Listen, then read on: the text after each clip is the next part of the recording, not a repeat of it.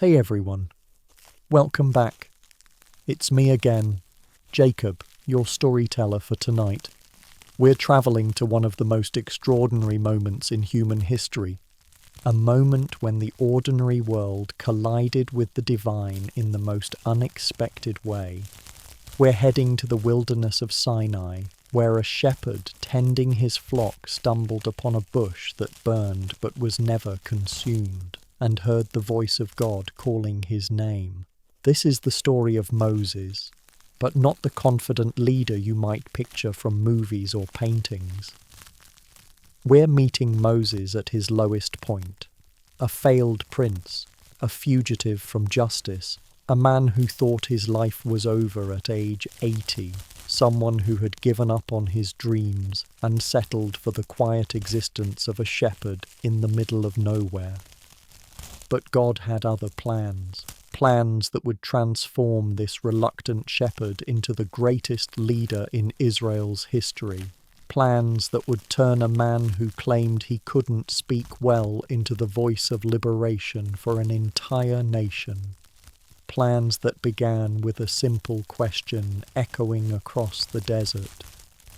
Moses, Moses. Tonight we'll walk with this complex, flawed, deeply human man as he encounters the God who sees suffering, remembers promises, and calls ordinary people to do extraordinary things. We'll explore his fears, his excuses, and his eventual surrender to a purpose bigger than anything he could have imagined. So settle in, get comfortable. And if you enjoy these peaceful journeys through ancient stories, take a moment to like this video and subscribe for more. Let's begin in ancient Egypt, where a baby's cry would one day become the roar of freedom. 400 years had passed since Joseph's family had come to Egypt during the Great Famine. What began as a refuge had become a prison. The Israelites, once honored guests of Pharaoh, were now slaves building monuments to Egyptian glory. Their cries rose to heaven each day as taskmasters drove them to make bricks, construct cities, and serve the empire that had forgotten their contributions. The current pharaoh was not the pharaoh who had known Joseph. This ruler looked at the growing Hebrew population and saw only a threat. These foreigners were becoming too numerous, too strong. What if they joined Egypt's enemies in a time of war? What if they decided to leave and take their labor with them? So Pharaoh devised a plan to control the Hebrew population. He increased their workload, hoping to crush their spirit and reduce their numbers through exhaustion. But the harder the Egyptians worked them, the more the Israelites multiplied. It was as if God himself was blessing their families despite their oppression. When harsh labor failed to solve his problem, Pharaoh turned to more drastic measures. He summoned the Hebrew midwives, Shiphrah and Puah, and gave them a chilling command. When you help the Hebrew women in childbirth, he ordered, if the baby is a boy, kill him. But if it is a girl, let her live. But the midwives feared God more than they feared Pharaoh. They couldn't bring themselves to murder innocent babies. When Hebrew boys were born, they let them live, making excuses to Pharaoh about Hebrew women being stronger than Egyptian women, delivering before the midwives could arrive. Frustrated by their disobedience, Pharaoh issued a public decree. Every Hebrew boy that is born, you must throw into the Nile, but let every girl live. The river that had brought life to Egypt would now become a graveyard for Hebrew children. Pharaoh had turned the entire Egyptian population into instruments of genocide. Into this world of terror and oppression, a baby was born. A Hebrew boy whose parents belonged to the tribe of Levi. The Bible doesn't tell us their names here, but later we learn they were Amram and Jochebed. When they saw their newborn son, they were struck by something special about him, perhaps an unusual beauty, or maybe a sense that God's hand was upon this child. For 3 months, they managed to hide him. Can you imagine the fear that filled their home every day? Every cry from the baby could bring discovery and death. They probably took turns keeping watch, muffling his sounds, living in constant terror that Egyptian soldiers would burst through their door. But babies grow, and cries become harder to silence. Jochebed knew she couldn't hide her son much longer. The risk was becoming too great, not just for the baby, but for their entire family. If they were caught harbouring a Hebrew boy, the consequences would be severe for everyone. So Jochebed made an impossible decision. She would trust her baby to the same river that had become a place of death for so many Hebrew children. But she wouldn't simply throw him in to die. She would give him a chance. A desperate, almost hopeless chance, but a chance nonetheless. She took a papyrus basket and waterproofed it, coating it with tar and pitch to make it float like a tiny boat. This wasn't random desperation. Jochebed was creating an ark, just as Noah had built an ark to save his family from the flood. Perhaps she remembered the stories of God's faithfulness to their ancestors and dared to hope for another miracle.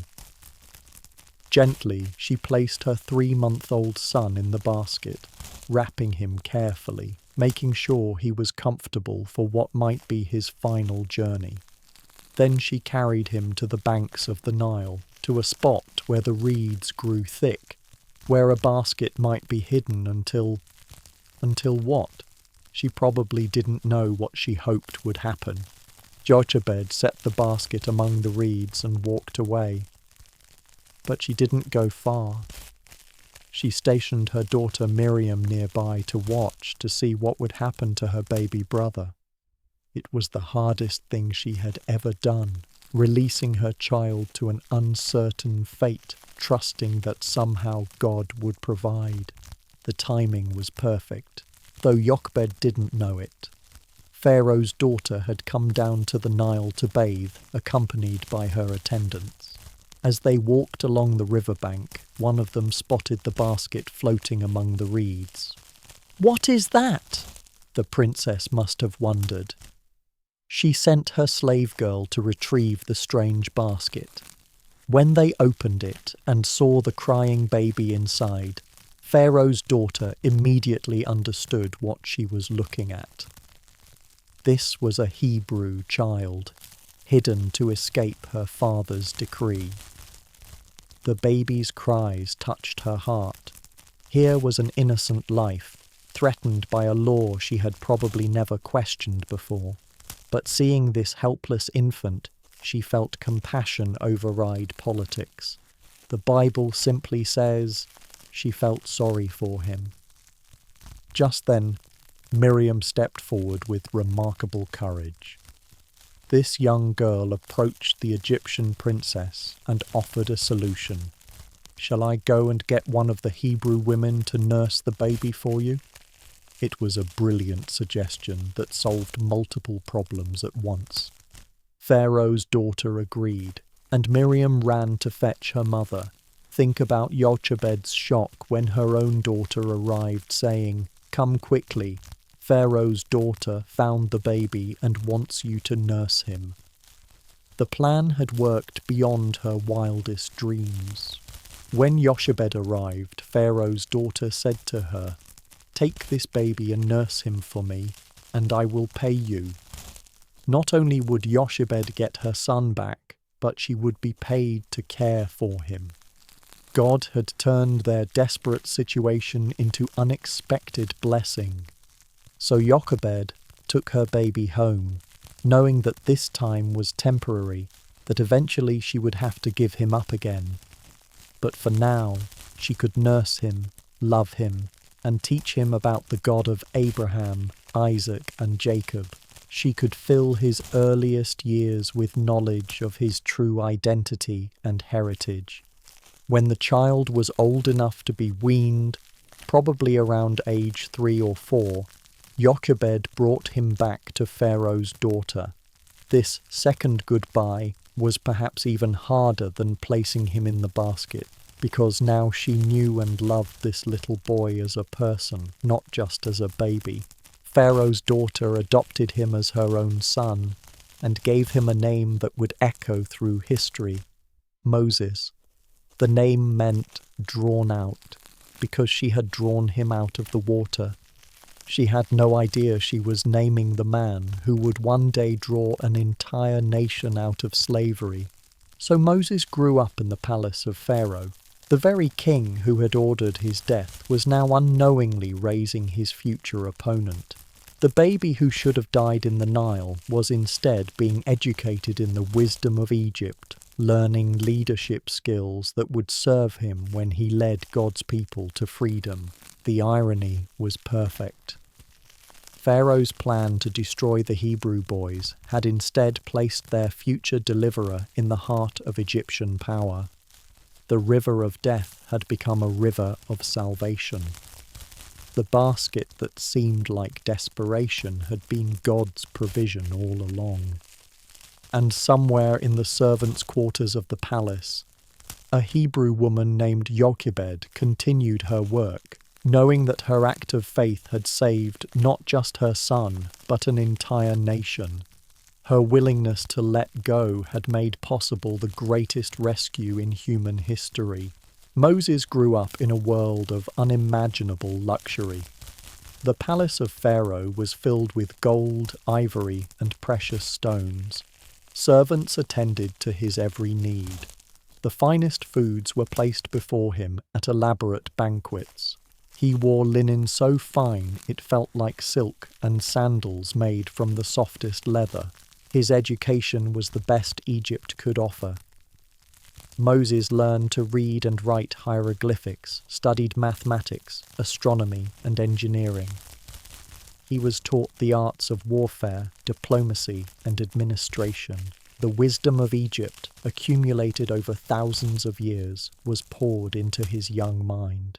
But Moses was also learning something else, something that set him apart from other Egyptian princes. Somewhere in his early years, perhaps from Hebrew servants in the palace or through whispered conversations, he discovered the truth about his origins. He was not truly Egyptian. He was Hebrew, one of the despised slaves who built Egypt's monuments. Think about the complexity of Moses' situation. By day, he walked the marble halls of the palace, treated as royalty, educated as a future leader of Egypt. But he carried within him the knowledge that he belonged to a people who groaned under Egyptian oppression. Every comfort he enjoyed was built on the suffering of his own relatives. The palace itself was a monument to Hebrew labour. The very stones Moses walked on had been quarried and shaped by Hebrew hands. The bricks that formed the walls had been made in the slave pits where Hebrew families worked from sunrise to sunset. His luxurious life was made possible by the misery of his people. Moses probably struggled with guilt. How could he enjoy Egyptian privilege while Hebrew mothers wept for their children? How could he feast at Pharaoh's table while Hebrew families survived on meagre rations? The contradiction must have haunted him as he grew older and more aware. Yet he was also being prepared. God was allowing Moses to receive the finest education available in the ancient world. He was learning military strategy, administrative skills, and leadership principles that would serve him well when he led Israel out of Egypt. His time in the palace wasn't wasted. It was preparation. Moses learned the Egyptian language, customs, and way of thinking. This knowledge would prove invaluable when he later confronted Pharaoh. He understood how the Egyptian mind worked, what impressed Egyptian rulers, and how to navigate the complex protocols of the royal court. He also had access to Egypt's religious and philosophical traditions. Moses learned about Egyptian gods, their creation myths, and their understanding of the afterlife. This education would help him later as he proclaimed the superiority of the God of Israel over Egypt's pantheon of deities. The military training was particularly important. Moses learned strategy, tactics, and leadership. Some traditions suggest he even led Egyptian armies in successful campaigns. If so, he was gaining practical experience in moving large groups of people, managing logistics, and making life and death decisions under pressure. But perhaps most importantly, Moses was learning about power, how it worked, how it was maintained, and how it could be challenged. He saw firsthand how Pharaoh ruled, what made him strong, and what might make him vulnerable. This insider knowledge would be crucial when Moses later demanded Israel's freedom. As Moses matured, the tension within him grew. He was Egyptian by education and culture, but Hebrew by blood and increasingly by sympathy. He could no longer ignore the suffering of his people or pretend that it didn't concern him. Moses probably visited the Hebrew work sites. Perhaps he told himself he was simply inspecting construction projects, but really he was connecting with his heritage. He saw the brutal conditions, heard the crack of whips, witnessed the exhaustion and despair of people who shared his bloodline. The Hebrew slaves probably didn't know who he was at first. To them, he was just another Egyptian official, perhaps more observant than most, but still part of the system that oppressed them. They had no reason to think this prince might be their kinsman, but Moses was making mental notes, observing the guard patterns, studying the work sites, learning about Hebrew family structures and tribal connections. Without realizing it, he was gathering intelligence that would later help him organize their escape. The internal conflict was becoming unbearable. Moses could no longer compartmentalize his life, enjoying Egyptian privilege while his people suffered. Something would have to give. He would either have to choose his Egyptian identity and ignore Hebrew suffering, or embrace his Hebrew heritage and risk everything he had known. His adoptive mother, Pharaoh's daughter, probably sensed the change in him. She may have noticed his growing restlessness, his questions about Hebrew customs, his increasing interest in the construction projects where Hebrew slaves worked. She might have tried to distract him with more palace duties or entertainments, but Moses was reaching a tipping point. The comfortable compromise of living as an Egyptian while secretly sympathizing with the Hebrews was becoming impossible. His conscience was demanding a choice, and that choice would soon present itself in the most dramatic way possible. The palace that had been his refuge was becoming his prison. Every luxury reminded him of Hebrew poverty. Every feast highlighted Hebrew hunger. Every moment of comfort contrasted sharply with Hebrew suffering. Moses was being forced to confront the question that would define the rest of his life. Was he Egyptian or Hebrew? Would he use his privilege to advance his own career, or would he risk everything to help his oppressed people? The answer was forming in his heart, but it would soon be tested in a way that would change everything. The boy who had been drawn from the Nile was about to take his first step toward drawing his people from slavery.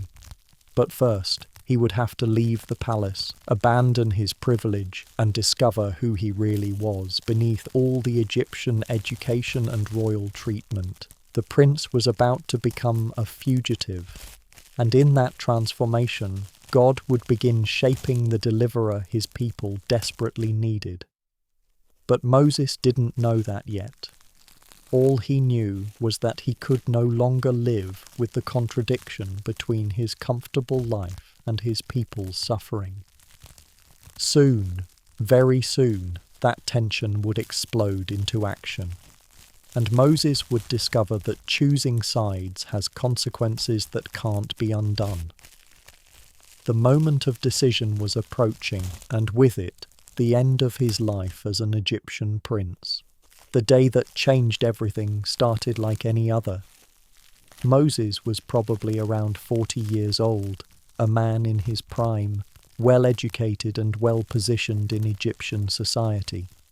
He had grown used to the internal tension between his Egyptian upbringing and his Hebrew heritage, but on this particular day, that tension would finally snap.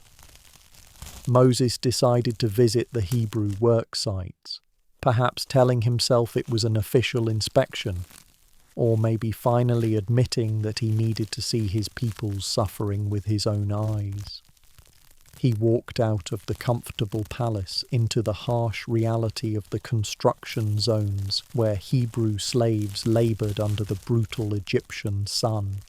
The scene that greeted him was horrific. Hebrew men, women, and even children working with primitive tools to build monuments to Egyptian glory. The crack of whips filled the air. Overseers shouted commands and threats. The smell of sweat, blood, and human misery hung heavy in the desert heat. As Moses watched, his heart broke for his people. These weren't just slaves to him anymore. They were his relatives, his kinsmen, people who shared his blood and his heritage. Every lash of the whip felt like it was striking his own back. Every cry of pain echoed in his own heart. Then he saw something that made his blood boil.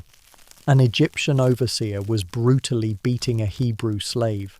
This wasn't the normal harsh treatment that was unfortunately common.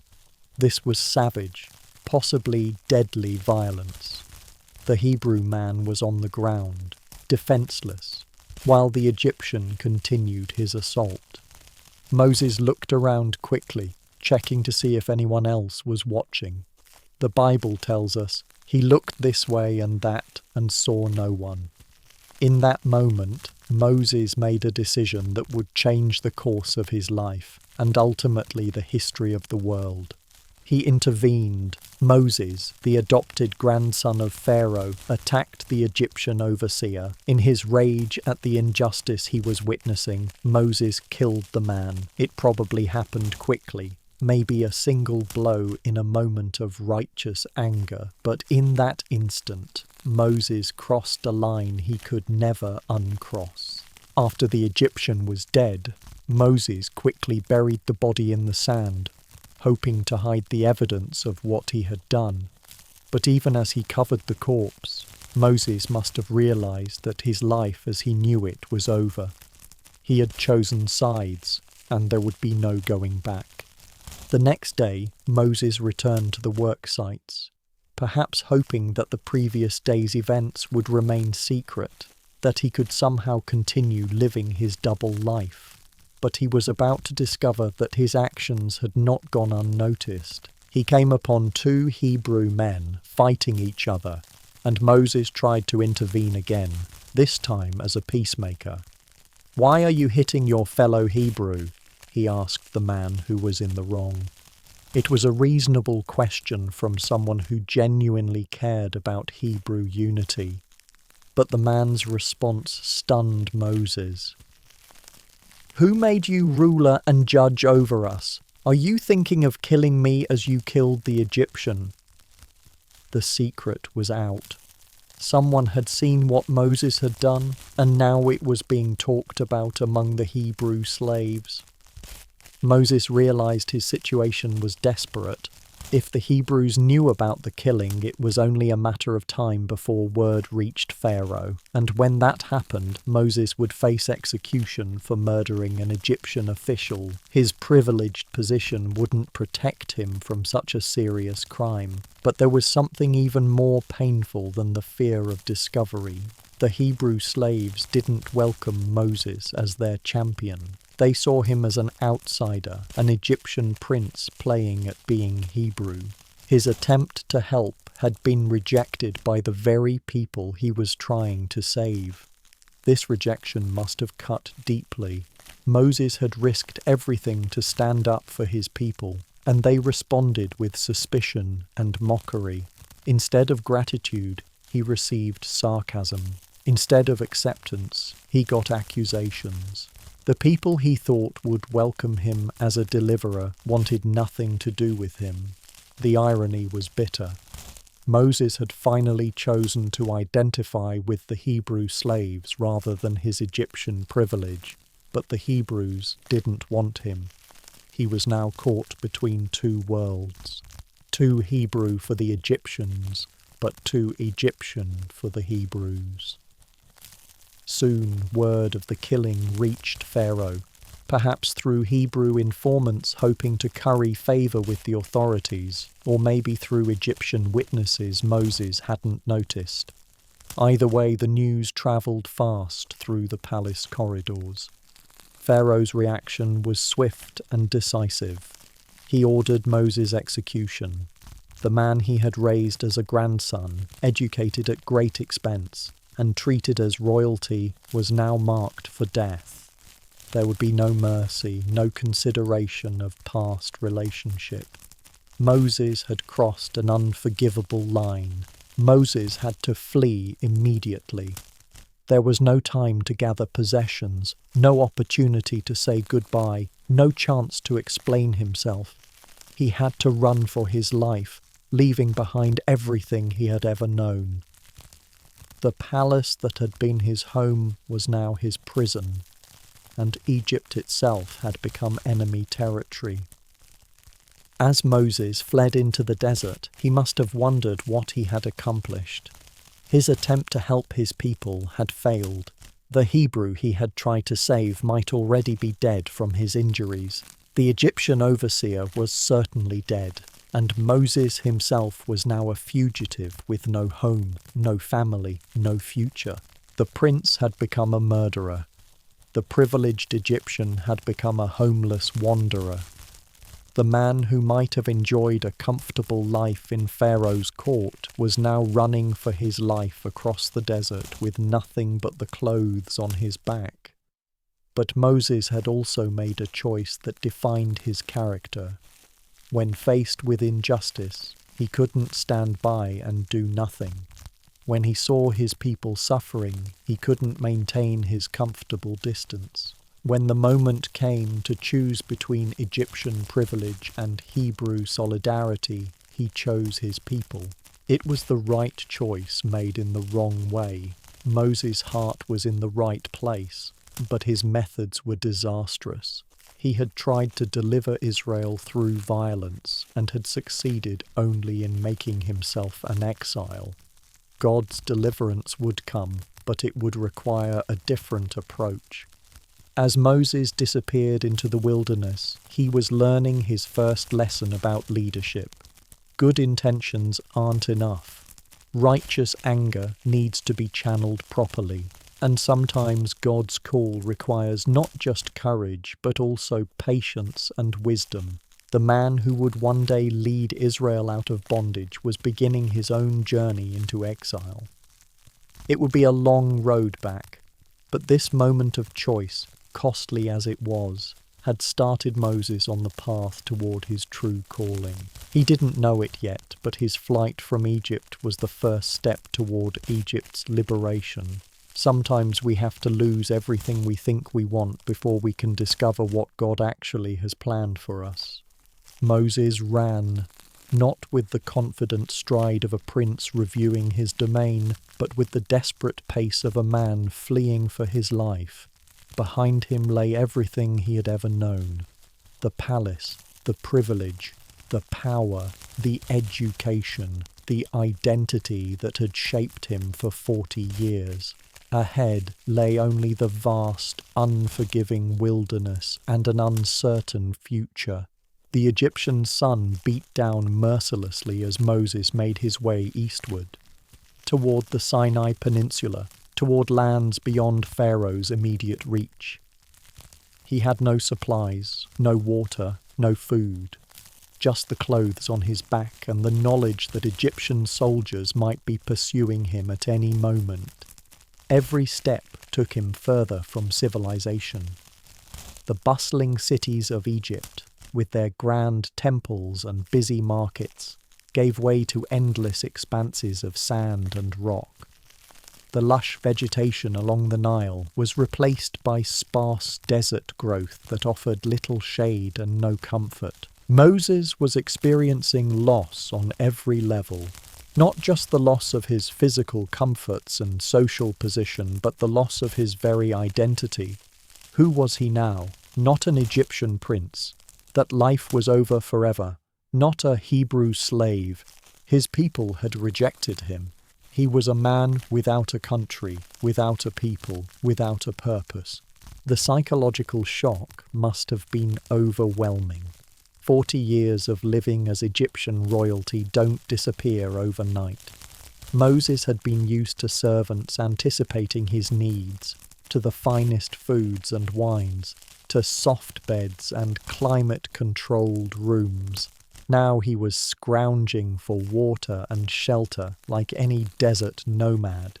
His hands, once soft from palace luxury, quickly became calloused. The feet that had walked on polished marble floors now trudged through burning sand. The mouth that had tasted delicacies from across the empire now went dry with thirst. The body that had known only comfort now ached with every mile. But the physical hardships were nothing compared to the emotional devastation. Moses had to confront the reality that his attempt to help his people had been a complete failure. The Hebrew slave he had tried to save might be dead anyway. The Egyptian he had killed was certainly dead, and Moses himself was now powerless to help anyone. The silence of the desert was deafening. After a lifetime surrounded by the sounds of palace life, conversation, music, activity, Moses now heard only the wind and his own footsteps. The isolation was profound, forcing him to confront thoughts and feelings he had never had time to process. He probably questioned everything. Had he made the right choice in identifying with the Hebrews? Should he have found a different way to help? Was his exile God's punishment for murder, or was there some larger purpose he couldn't understand? The nights were the worst. When the desert temperature dropped and Moses huddled alone under the stars, the weight of his situation must have been crushing. He had lost his family, his home, his future. He was a murderer and a fugitive with nowhere to go and no one to turn to. Food and water were constant concerns. Moses had to learn to find desert springs, to identify edible plants, to navigate by the stars. Skills that no Egyptian prince would ever need became matters of life and death. Every day was a struggle for basic survival. He probably encountered other desert travelers, caravans heading to trade in distant lands, nomadic tribes moving their flocks, perhaps other fugitives fleeing various situations. To them, Moses was just another refugee. His royal education and palace manners meant nothing in the harsh democracy of the desert. Moses was learning humility the hard way. The man who had once commanded servants now had to serve his own needs. The prince who had never been denied anything now had to beg for water from strangers. The heir to Egyptian privilege was discovering what it meant to be powerless. The journey probably took weeks, following ancient trade routes, sleeping in the open, depending on the kindness of strangers and his own growing desert skills. Each day reinforced the reality that his old life was gone forever. There would be no royal pardon, no comfortable return to palace life. As Moses travelled deeper into the wilderness, he was also travelling deeper into himself. Stripped of external identity markers, he had to discover who he really was beneath all the Egyptian education and royal treatment. It was a painful but necessary process of self-discovery. The landscape itself was teaching him. The desert's harsh beauty, its demand for patience and endurance, its way of reducing life to essentials. Moses was beginning to understand things about himself and about God that palace life had never taught him. He was also developing skills he would need later. Leadership in the wilderness requires different abilities than leadership in a palace. Moses was learning to navigate difficult terrain, to find water in unlikely places, to survive on minimal resources. All of this would serve him well when he later led Israel through this same desert. The man who had once been surrounded by Egyptian luxury was now experiencing the life of his Hebrew ancestors. Abraham, Isaac, and Jacob had all been nomads, wandering from place to place, dependent on God's provision and protection. Moses was unknowingly connecting with his true heritage. Perhaps most importantly, Moses was learning to depend on God. When human resources are stripped away, when comfort and security are gone, when you have nothing left but faith, that's when many people discover who God really is. Moses was entering a spiritual wilderness along with the physical one. The fugitive who stumbled across the desert wastes was not the same man who had fled from Pharaoh's court. He was being broken down and rebuilt, humbled and refined, prepared for a calling he couldn't yet imagine. The wilderness was doing its work, stripping away everything unnecessary and revealing what was essential. By the time Moses finally reached the borders of Midian, he was no longer a prince or a murderer. He was simply a man in need, someone who had lost everything and was ready to start over. He didn't know it yet, but this willingness to begin again would be the key to his future usefulness to God. The journey from Egypt to Midian was more than a geographical transition.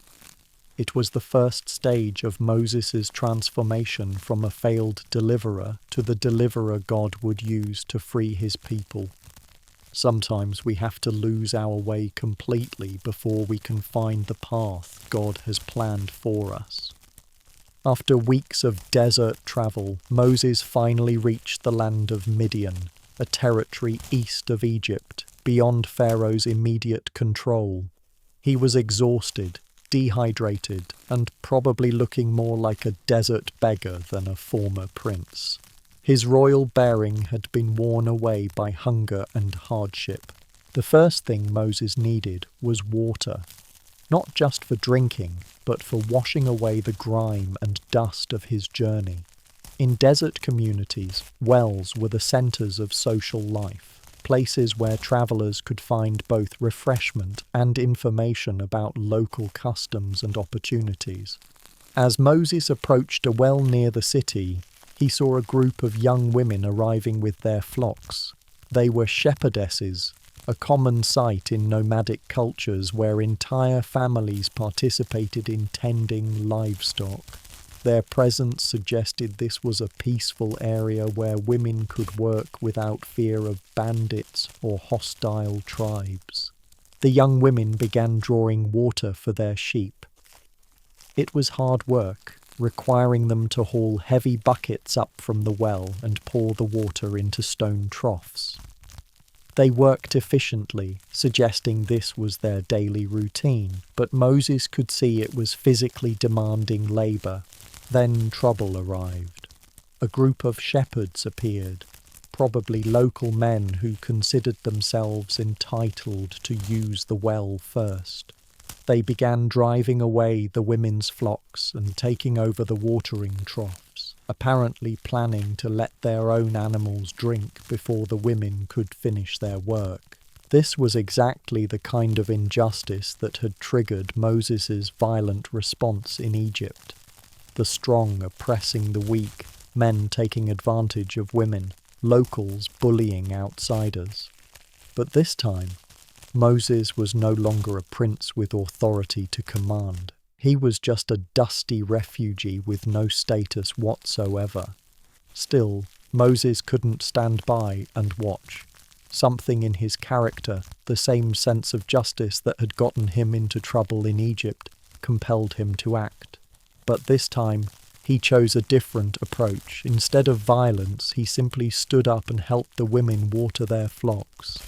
The shepherds probably backed down when they saw Moses, not because they feared his authority, but because he was clearly a strong, capable man who was willing to stand with the women. Sometimes the presence of one person willing to do what's right is enough to discourage bullies. Moses helped the women complete their watering, drawing bucket after bucket, filling the troughs, making sure all the animals had enough to drink. It was simple kindness, the actions of someone who understood what it meant to need help and be grateful when strangers provided it. The women were amazed by this unexpected assistance. Strangers rarely intervened in local disputes, especially not on behalf of women. When they returned home, they told their father about the Egyptian who had helped them and watered their flock. Yes, they called him Egyptian. That's how Moses still appeared to others. Their father was Jethro, also called Reuel in some biblical accounts, a priest of Midian and clearly a man of some standing in the community. When he heard his daughter's story, he was shocked by their behavior. "Where is he?" Jethro asked. "Why did you leave him? Invite him to have something to eat." Middle Eastern hospitality demanded better treatment of strangers, especially those who had shown kindness to family members. Jethro was embarrassed that his daughters had left their benefactor at the well instead of bringing him home for a proper meal and rest. So Moses was invited into Jethro's household. It must have felt like a miracle after weeks of sleeping in the open and scrounging for food. A real meal, clean water, shade from the desert sun, and most importantly, human companionship after the isolation of his journey. Jethro was probably curious about this stranger. Moses clearly wasn't a typical desert nomad. His speech, his mannerisms, his obvious education all suggested a more sophisticated background. But Jethro was wise enough not to press for details. Refugees often carried painful stories they weren't ready to share. Over time, Moses proved himself useful. He was strong, intelligent, and willing to work. His palace education had given him skills that were valuable even in a nomadic context. Mathematics for managing flocks, astronomy for navigation, leadership abilities for organizing shepherding activities. Moses also demonstrated integrity. He worked hard, treated everyone fairly, and showed respect for local customs and traditions. Jethro began to see that this mysterious Egyptian was a man of character, someone who could be trusted with increasing responsibility. The relationship between Moses and one of Jethro's daughters, Zipporah, began to develop. She was probably the leader among the sisters, the one who had spoken up about Moses' help at the well. She was intelligent, capable, and apparently drawn to this complex stranger who had appeared in their lives. Moses found himself settling into a new life. The frantic pace of palace intrigue was replaced by the slower rhythms of pastoral life. Instead of political meetings and royal ceremonies, his days were filled with the practical tasks of caring for livestock and managing household affairs. Jethro eventually offered Moses a permanent place in his family. The arrangement was beneficial for everyone. Moses gained a home and security, while Jethro gained a capable son-in-law who could help manage his extensive flocks and household responsibilities. The marriage to Zipporah was probably both practical and romantic. In that culture, marriage was often an economic arrangement between families, but Moses and Zipporah seemed to have genuinely cared for each other. She gave him stability and belonging, while he brought strength and wisdom to her family. Moses was learning to be content with obscurity. The man who had once walked in the halls of power was now a simple shepherd, unknown outside a small tribal community. It was a lesson in humility that would serve him well when he later faced the temptations of leadership. The skills Moses learned in Midian were preparing him for his future calling. Managing flocks taught him about leading large groups of people. Navigating the desert gave him knowledge of the wilderness where he would later lead Israel. Living among nomads helped him understand the mindset of a wandering people. But perhaps most importantly, Moses was learning patience. The urgent young man who had tried to deliver Israel through violence was becoming a thoughtful adult who understood that God's timing is different from human timing. The wilderness was teaching him to wait. As Moses settled into his new life with Zipporah and Jethro's family, he probably thought his story was ending quietly. He had found refuge, purpose, and peace. He could live out his days as a respected member of a nomadic tribe, far from the complications of his Egyptian past. But God wasn't finished with Moses. The man who thought he was simply starting over as a shepherd was actually being prepared for the greatest leadership challenge in human history. His time in Midian wasn't retirement, it was training. The fugitive who had arrived at the well exhausted and desperate was becoming a man ready to encounter the living God. Moses had learned humility, patience, and practical skills. Now he just needed to discover that the God of his fathers had been watching, waiting, and preparing to use him in ways he could never imagine. 40 years. That's how long Moses spent in the wilderness of Midian, tending sheep and goats for his father-in-law Jethro. 40 years of rising before dawn, of following flocks across endless desert landscapes, of sleeping under stars and living by the rhythms of seasons and weather patterns. For a man who had once walked the corridors of power, it must have seemed like exile. From the vibrant intellectual life of the Egyptian court to the simple, repetitive tasks of shepherding. From commanding servants to serving sheep, from political importance to pastoral obscurity. But God was doing something profound in those 40 years. He was transforming a hot-headed prince into a patient leader, a man of action into a man of wisdom, someone who relied on position and privilege into someone who depended entirely on character and faith. Moses learned the desert like a master craftsman learns his trade. Every water source, every patch of good grazing, every landmark that could guide travellers. He understood wind patterns, seasonal changes, the subtle signs that warned of coming storms or drought. Shepherding taught Moses patience in ways palace life never could. You can't rush sheep. They move at their own pace, stop when they want to stop, and require constant, gentle guidance. A good shepherd learns to lead by influence rather than force, by patience rather than pressure. The solitude was probably difficult at first. Moses had been used to constant human interaction, to the buzz of palace activity, to feeling important and needed. Now his primary companions were sheep, and sheep aren't known for stimulating conversation, but the silence also became a gift. In the quiet of the desert, Moses could think deeply, process his experiences, and gradually make peace with his past.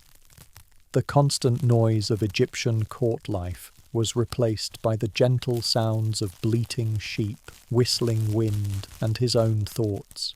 Moses was learning to see God in creation, the spectacular sunrises and sunsets that painted the desert sky, the intricate patterns of stars that guided nighttime travellers, the way water transformed barren land into temporary paradise. The man who had studied Egyptian theology was discovering the God who made all things. His family life with Zipporah brought its own lessons. They had at least 2 sons, Gershom and Eleazar, whose names reflected Moses' journey. Gershom meant a stranger there, Acknowledging Moses' status as a foreigner in Midian, Eliezer meant "my God is my help," suggesting Moses' growing faith. Raising children in the wilderness taught Moses about protection and provision, how to keep a family safe in dangerous terrain, how to find resources in seemingly barren places, how to pass on values and traditions in a nomadic lifestyle. These skills would prove invaluable when he later led the entire nation of Israel through the same wilderness. Moses was also learning leadership through service. Instead of commanding from a throne, he was leading by example. Instead of giving orders, he was demonstrating patience. Instead of exercising power over people, he was exercising care over helpless animals. The physical demands of shepherding kept Moses strong. 40 years of walking desert trails, wrestling stubborn sheep, and living in harsh conditions maintained his health and stamina. At 80, he would still be physically capable of the enormous challenges ahead. But perhaps more importantly, Moses was developing the mental toughness that great leaders require. The ability to endure hardship without complaining, to maintain focus during long periods of boredom, to stay alert during times of apparent safety. Moses learned to make life and death decisions. When predators threatened the flock, when water was scarce, when weather turned dangerous. These experiences taught him to think clearly under pressure, to weigh options quickly, and to accept responsibility for the consequences of his choices.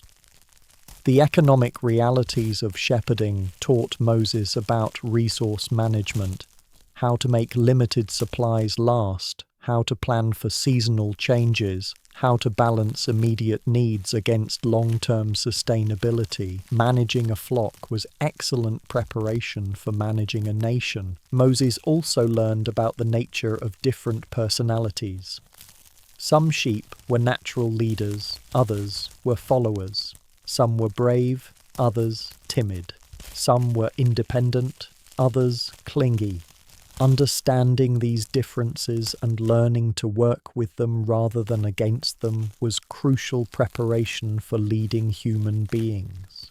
The desert taught Moses about survival, how to find water in impossible places, how to navigate by stars, how to read weather patterns, how to make shelter from almost nothing. These weren't just practical skills. They were lessons in faith, learning to trust God's provision even when resources seemed inadequate. Moses probably thought his life of significance was over. Here he was, 80 years old, tending sheep in the middle of nowhere. The man who might have ruled Egypt was unknown outside a small tribal community. His potential seemed wasted, his education irrelevant, his former position forgotten.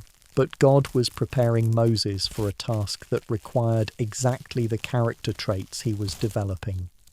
Leading Israel out of Egypt would require patience with stubborn people, knowledge of desert survival, experience managing large groups, and the ability to trust God when human resources were insufficient. The humility Moses learned as a shepherd was essential. He could no longer rely on his status or education or position. He had to depend on wisdom, character, and faith. The man who would later claim to be very humble, more than anyone who was on the face of the earth, was learning that humility through daily experience. Moses was also learning to hear God's voice in silence. The constant distractions of palace life were gone, replaced by long hours of quiet reflection. In that silence, Moses was developing the spiritual sensitivity that would enable him to recognize God's call when it came. The relationship between shepherd and flock became a powerful metaphor. Moses was learning firsthand what it meant to care for helpless creatures, to guide them to safety, to protect them from danger, to provide for their needs. Later, when God called Israel his flock and Moses their shepherd, Moses would understand exactly what that meant. As the 40th year of his exile drew to a close, Moses had no idea that his most important work was about to begin. He thought he was ending his life as an obscure shepherd, but God was about to reveal that every year, every trial, every lesson had been preparation for the most important mission in human history. The man who had failed to deliver Israel through violence was now ready to deliver them through faith. The prince who had relied on position was now a shepherd who relied on God. The 40 years of sheep had transformed Moses into exactly the leader God's people needed. Tomorrow would bring the burning bush, but today Moses was just a shepherd, tending his flock, walking the familiar paths, completely unaware that his wilderness education was complete and his greatest adventure was about to begin. It started as an ordinary day. Moses rose before dawn, as he had thousands of times before, to prepare for another day of shepherding. At 80 years old, he moved with the practiced efficiency of someone who had spent decades perfecting the routines of pastoral life. Zipporah was probably still sleeping when Moses gathered his supplies. A simple breakfast, his shepherd's staff, a water skin, and perhaps some bread for the long day ahead. After 40 years in Midian, these preparations had become automatic, requiring no conscious thought. The sheep and goats were restless in their pen, eager to begin the day's journey to fresh pasture. Moses opened the gate and watched as they filed out in their usual order, some animals naturally taking the lead while others followed behind. He knew each animal's personality and habits.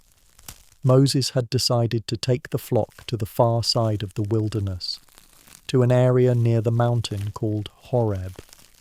It was a longer journey than usual, but the grazing there was good, and the animals needed the better pasture. Besides, Moses enjoyed the solitude of the more remote locations. The mountain loomed ahead as they travelled. Horeb was already known as the mountain of God, though Moses probably didn't fully understand why. Perhaps it was the mountain's imposing presence, or local traditions about divine encounters, or simply the sense of awe that wild places can inspire. As they walked, Moses fell into the contemplative rhythm that long desert journeys encourage. His mind was probably wandering over familiar thoughts. His family back in Jethro's camp, the sheep's needs for the day, the seasonal patterns he had learned to read so well. Did Moses ever think about Egypt anymore? After 40 years, those memories must have felt like someone else's life. The palace, the education, the privilege, the dramatic flight. It all seemed so distant now. He was no longer a failed prince. He was simply Moses the shepherd. The flock moved slowly across the desert landscape, stopping to graze when they found suitable vegetation, moving on when Moses called or when they had exhausted the available food. It was peaceful work, requiring attention but not intense concentration. Moses knew this route well. He had probably brought flocks this way many times before. Every landmark was familiar. The scattered rocks that provided shade, the small water sources that could sustain the animals, the best places to rest during the heat of the day. As they approached the mountain, Moses was probably planning the day's activities. Where to let the flock graze first, how long to stay in each area, when to provide water, where to find shelter if the weather changed. These were the practical concerns that filled a shepherd's mind. The landscape around Horeb was stark but beautiful. Red rock formations jutted up from the desert floor, creating dramatic shadows and interesting patterns of light and shade. It was the kind of wilderness that inspired both humility and wonder in those who took time to really see it. Moses had learned to appreciate this wild beauty. 40 years earlier, as a prince accustomed to palace gardens and decorative pools, he might have seen only desolation. But now he could see the intricate patterns, the subtle colours, the way life persisted even in harsh conditions. The sheep spread out to graze, finding scattered plants among the rocks, moving naturally from spot to spot as their instincts guided them. Moses settled into the watchful alertness that good shepherding required. Aware of each animal's location, alert for potential dangers, ready to guide or protect as needed. This was exactly the kind of day Moses had experienced countless times, routine, peaceful, unremarkable. He had no reason to expect that this day would be different from any other, no sense that he was walking into the most important encounter of his life. The mountain itself seemed ordinary, just another desert landmark, a place where the rocky terrain provided decent grazing and some protection from wind. Moses had probably brought flocks here before without anything unusual happening. But sometimes God chooses the most ordinary moments for the most extraordinary revelations. When we're relaxed, unguarded, going about our daily business with no particular expectations. When we're not trying to be spiritual or seeking dramatic encounters. Moses was exactly where God wanted him. Far from the distractions of human civilization, in a place of natural beauty and profound silence. Away from the noise and demands of community life, in a setting that encouraged deep thought and spiritual awareness.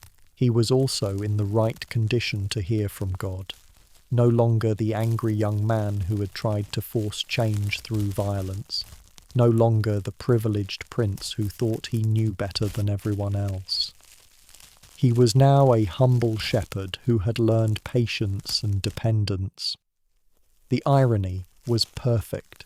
Moses thought his life of significance was over, that he would end his days as an obscure shepherd in the wilderness. He had no idea that God was about to give him the most important assignment in human history. As the day progressed, Moses probably felt the familiar satisfaction of good shepherding. His animals were content, the weather was favourable, and all was peaceful in his small corner of the world. He was simply doing his job, caring for his flock, living the quiet life he had come to love.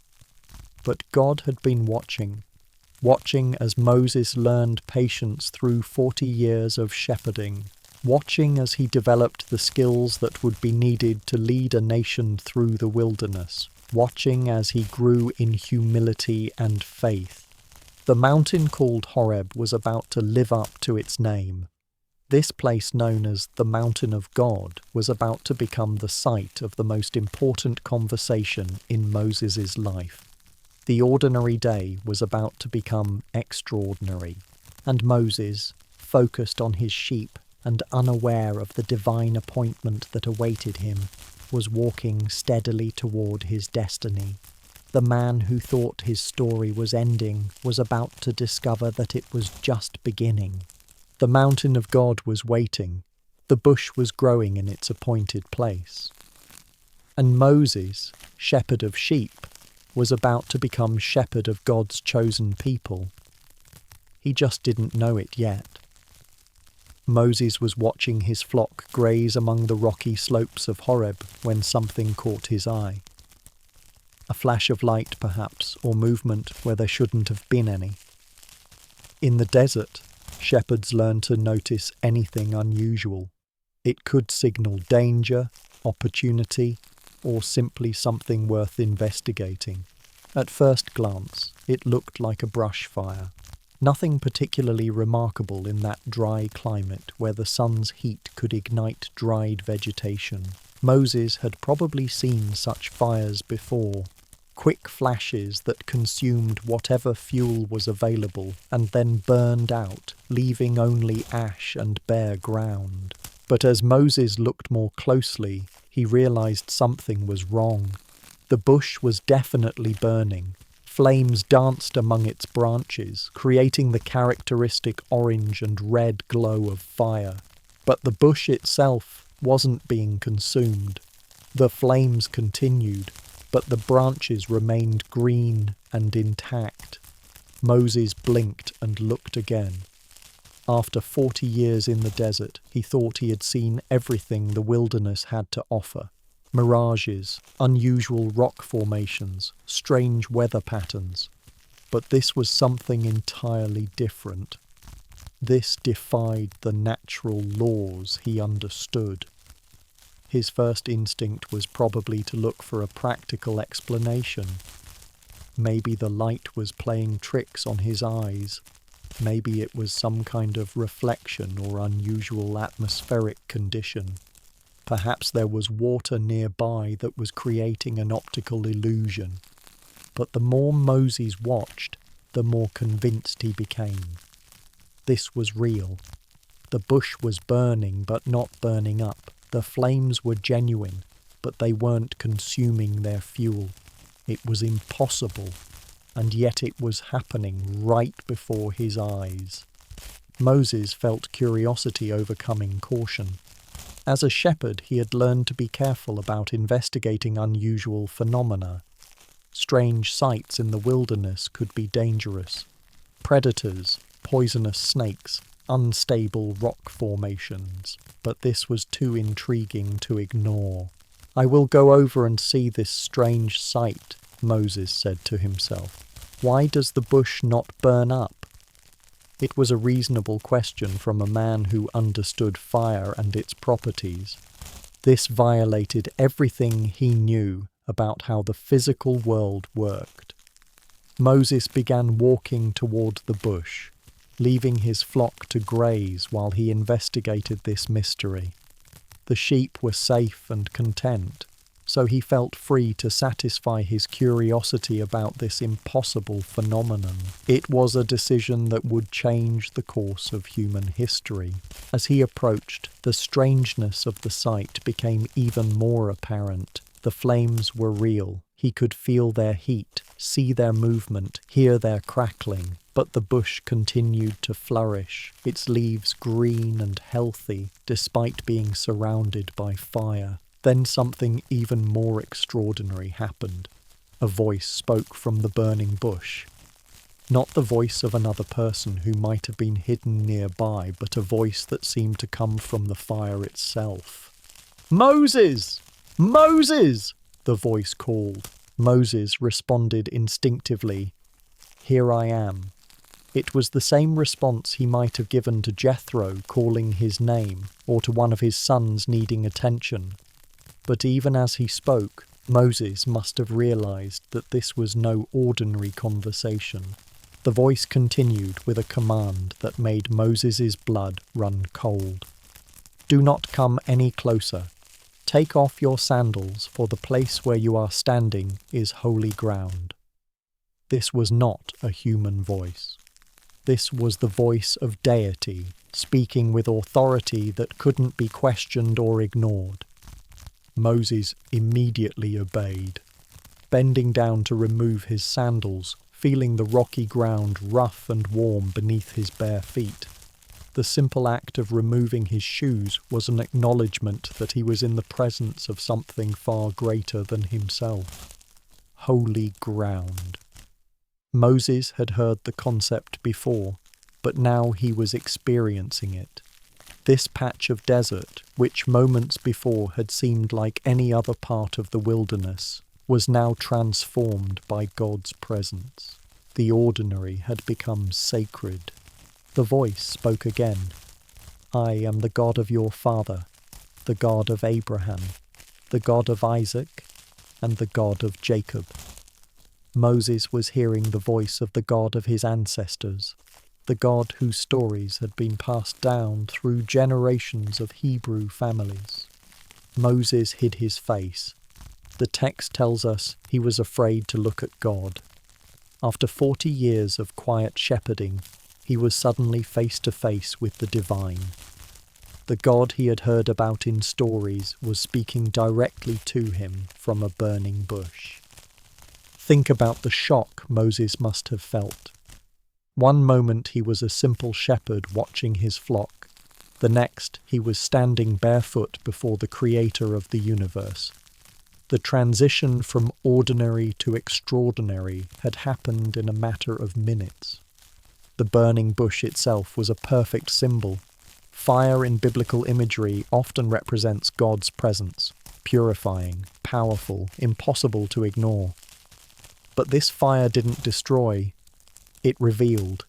It didn't consume, it illuminated. It was God making himself known in a way Moses could understand.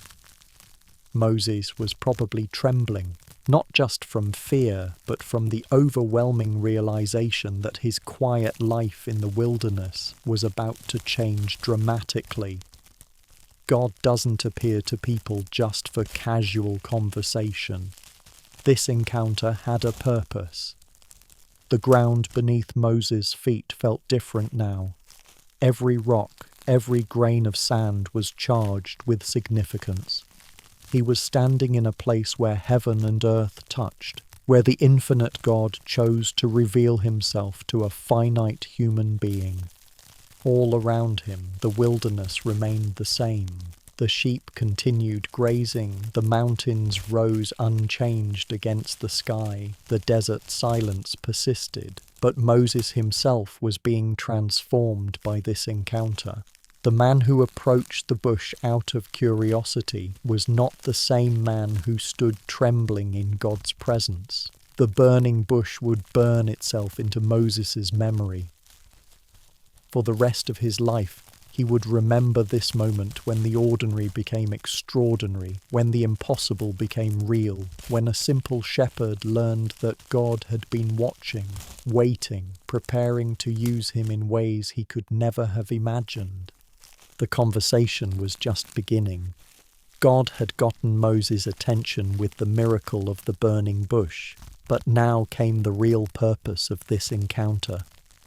Moses was about to learn that his exile was ending, that his real work was just beginning, that the God of his fathers had plans that would shake the foundations of the ancient world.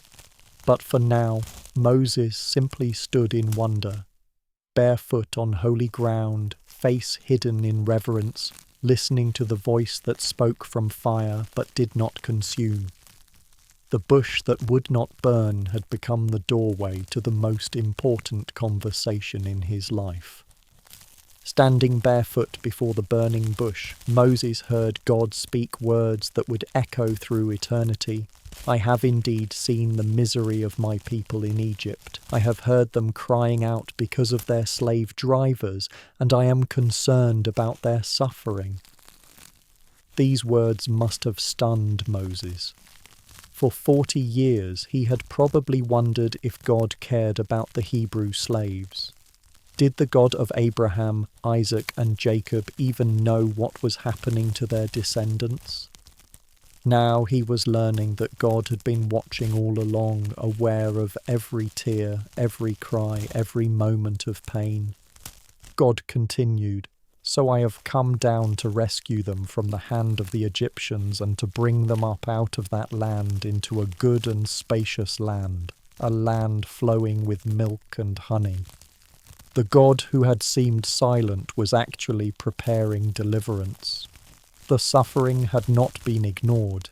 It had been noted, and now action was coming. But then came the words that changed everything for Moses. "So now go. I am sending you to Pharaoh to bring my people the Israelites out of Egypt." The conversation had shifted from divine revelation to personal commission. God wasn't just telling Moses about his plans. He was asking Moses to be part of them. Moses' response was immediate and human. "Who am I that I should go to Pharaoh and bring the Israelites out of Egypt?" It was a fair question. He was an 80-year-old shepherd living in exile. He had no army, no political connections, no resources. Who was he to challenge the most powerful ruler on earth? God's answer was both simple and profound. I will be with you, and this will be the sign to you that it is I who have sent you. When you have brought the people out of Egypt, you will worship God on this mountain. God wasn't asking Moses to rely on his own strength. He was promising divine presence and power. But Moses had another question, a deeper, more theological concern. Suppose I go to the Israelites and say to them, "The God of your fathers has sent me to you," and they ask me, "What is his name?" Then what shall I tell them? This wasn't just about identification. Names in the ancient world carried power and significance. To know someone's name was to have a relationship with them. Moses was asking for more than a label. He was asking for revelation of God's essential character. God's response was the most important theological statement in human history. I am who I am. This is what you are to say to the Israelites. I am has sent me to you. In those 4 words, I am who I am. God revealed his eternal, self-existent nature. Think about the profound meaning of this name. God wasn't defining himself in relation to anything else. He wasn't the God of this or that, the deity who ruled over certain domains. He simply is. His existence doesn't depend on anything outside himself. He is the source of all being, the foundation of reality itself.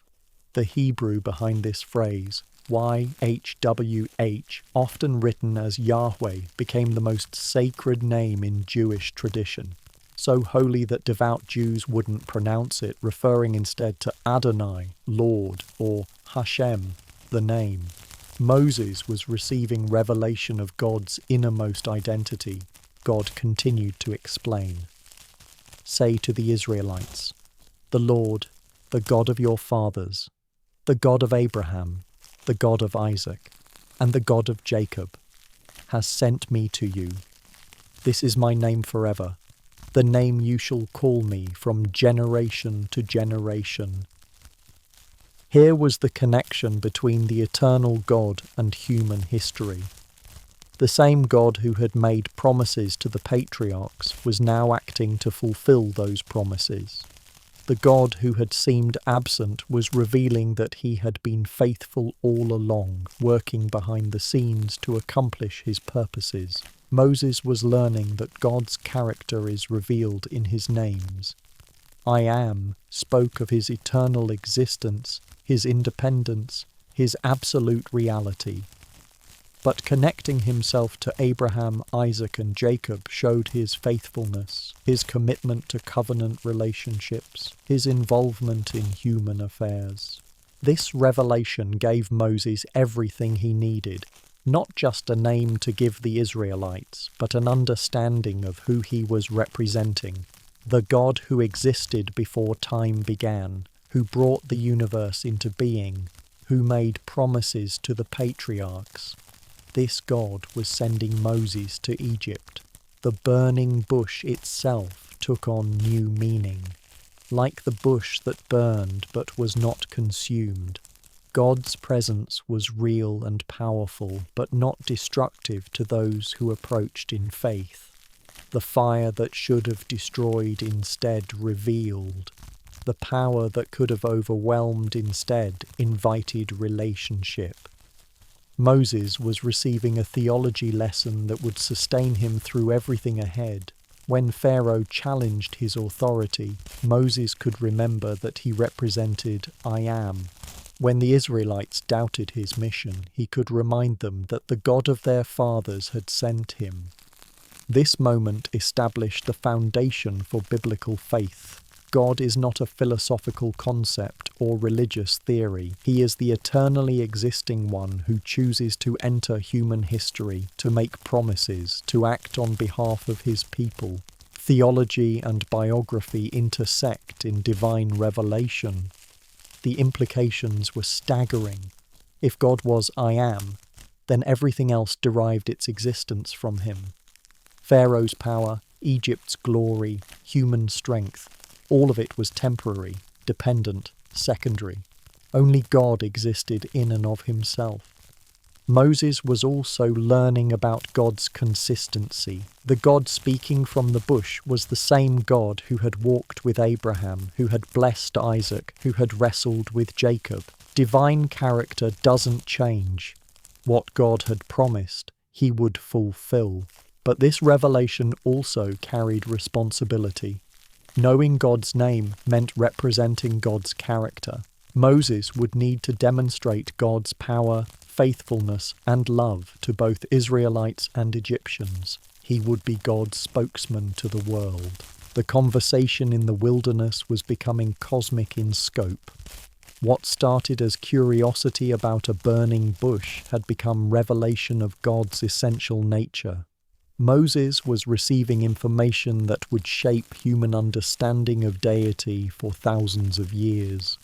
As Moses stood on holy ground, absorbing these profound truths, he was being transformed from a simple shepherd into the messenger of the eternal God. The man who had asked, "Who am I?" was learning that his identity came not from his past failures or present circumstances, but from his relationship with I am. The name that God revealed, I am who I am, would become the cornerstone of Moses' mission. When everything else seemed impossible, when human resources proved inadequate, when opposition appeared overwhelming, Moses could remember that he served the God who simply and eternally is. After revealing his name and character, God moved to the heart of why he had appeared to Moses. I have indeed seen the misery of my people in Egypt.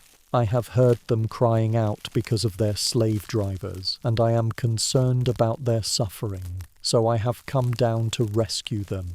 Moses must have felt relief at these words. Finally, God was going to act. The suffering his people had endured for so long was not ignored or forgotten. The God of Abraham, Isaac, and Jacob was preparing to intervene, to demonstrate his power, to fulfill his ancient promises. But then came the words that made Moses' heart sink. So now go. I am sending you to Pharaoh to bring my people, the Israelites, out of Egypt. God wasn't planning to rescue Israel himself, at least not directly. He was commissioning Moses to be his instrument of deliverance. Think about Moses' shock. He had come to this mountain as a shepherd, expecting nothing more than another day of tending sheep. Now he was being asked to return to Egypt, the land from which he had fled as a fugitive, and demand the release of an entire nation of slaves. The magnitude of the task was overwhelming. Egypt was the superpower of the ancient world, wealthy and militarily dominant. Pharaoh considered himself a god, ruling by divine right over millions of subjects. The idea of demanding anything from such a ruler was almost laughable, and Moses knew Pharaoh's character. Having grown up in the palace, he understood the Egyptian mindset. Pharaoh would never willingly release the Hebrew slaves. They were too valuable as workers, too important to Egypt's economy. Their labour built the monuments that proclaimed Pharaoh's glory. Moses also understood the Israelites. They were a broken people, crushed by generations of slavery. When he had tried to help them 40 years earlier, they had rejected his leadership and questioned his authority. Why would they trust him now, especially when he came with such an impossible message? The personal cost would be enormous. Moses had built a life in Midian. He had a wife, children, a father-in-law who respected him. He was no longer young. At 80, Most men would be thinking about their legacy, not starting new adventures. God was asking him to risk everything. But perhaps most challenging was the nature of the mission itself. This wasn't just about political liberation. God was calling Moses to confront the entire Egyptian worldview, to challenge their gods, to demonstrate that the God of Hebrew slaves was more powerful than all of Pharaoh's deities combined. Moses would have to return to Egypt as a different person, not as a prince with royal authority, but as a shepherd claiming to speak for an invisible God. Not with an army behind him, but with nothing but words and promises. The man who had once killed an Egyptian would now have to face all of Egypt. The logistics alone were staggering. How do you move 2 million people across hostile territory? How do you feed them, provide water, maintain order? How do you convince them to leave the only home they've ever known for an uncertain future in an unknown land? And what about Pharaoh's response? Moses knew that demanding the release of Hebrew slaves would be seen as an act of rebellion, possibly treason. Pharaoh might respond with increased oppression, harsher punishments, even executions. Moses could be responsible for making his people's situation worse, not better. The spiritual implications were equally daunting.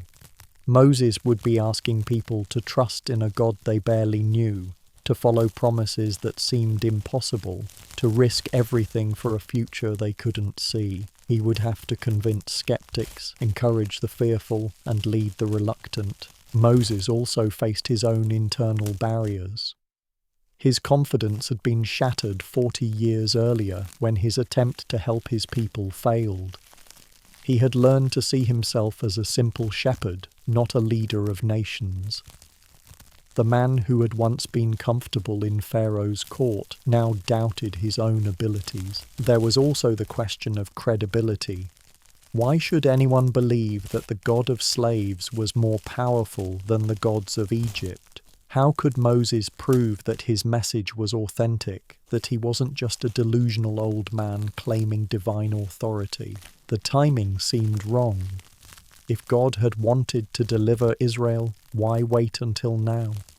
Why not act when Moses was younger, stronger, more confident? Why choose an 80-year-old shepherd for such a demanding mission? But God's commission came with promises. "I will be with you," he assured Moses. This wasn't a solo mission. The God who was sending Moses would also accompany him. The task was impossible for human strength, but not for divine power. God also promised a sign. "When you have brought the people out of Egypt, you will worship God on this mountain." The very place where Moses was receiving his commission would become the destination of Israel's journey. This wasn't just about escape. It was about encounter with God. Still, Moses struggled with doubt. How could he, a failed deliverer who had spent 40 years in exile, accomplish what seemed impossible? How could God use someone with his history, his limitations, his fears? But that may have been exactly why God chose Moses. Someone who knew his own weaknesses would have to depend on God's strength. Someone who had failed before would understand the need for divine help. Someone who had been humbled would give God the glory. The Burning Bush Commission was God's way of saying that he uses ordinary people for extraordinary purposes. Not because they're perfect, but because they're available. Not because they're confident, but because they're willing to trust him despite their fears. Moses was learning that God's call often seems impossible from a human perspective. But what matters isn't human ability, but divine power. What counts isn't personal credentials, but God's presence. What's important isn't feeling ready, but being willing. The commission that seemed overwhelming to Moses was actually the beginning of the greatest rescue in human history. God was inviting him to participate in something that would echo through eternity, to be part of a story that would inspire millions, to become the instrument of divine deliverance. Standing before the burning bush, Moses faced the choice that would define the rest of his life. Would he accept God's commission despite his fears? Would he trust divine promises despite human impossibilities? Would he say yes to a mission that seemed destined for failure? The God who called himself I Am was asking Moses to discover who he could become. Not just a shepherd, but a liberator. Not just an exile, but a leader. Not just a man with a difficult past, but the instrument of God's glorious future. Moses' response to God's commission revealed the depth of his insecurity. Who am I that I should go to Pharaoh and bring the Israelites out of Egypt? It was his first objection, and it cut to the heart of his self-doubt. After 40 years of exile, Moses saw himself as nobody special. It was an understandable question. Moses was acutely aware of his limitations. He was an 80-year-old shepherd with a criminal past. He had no army, no political connections, no resources. From a human perspective, he was completely unqualified for the mission God was proposing. But God's answer focused not on Moses' qualifications, but on divine presence. I will be with you, God promised. The issue wasn't who Moses was, but who God is. The mission would succeed not because of human ability, but because of divine power. God offered Moses a sign. When you have brought the people out of Egypt, you will worship God on this mountain. It was a promise of future success, a guarantee that the mission would be completed.